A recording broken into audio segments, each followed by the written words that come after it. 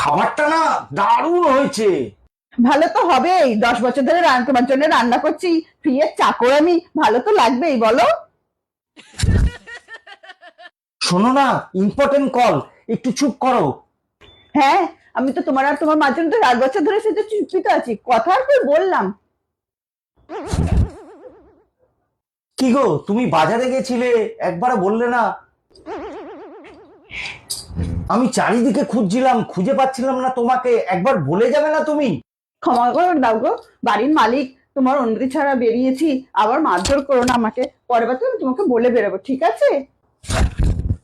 কই গো কই গো, অরিজিৎ সিং এর গান একটা শোনো না।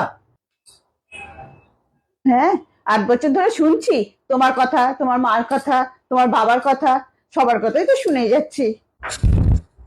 কি সব সময় সিরিয়াল দেখছো, একটু খেলাটা চালাও না গো। হ্যাঁ, সেই তো, আমার বাবা তো যৌতুকের টিভিটা দিতে পারেনি, তো খেলাই দেখো না, আমি আজকে খেলাই দেখবো, ওটা দেখতে হয় তাই দেখবো, চালাও।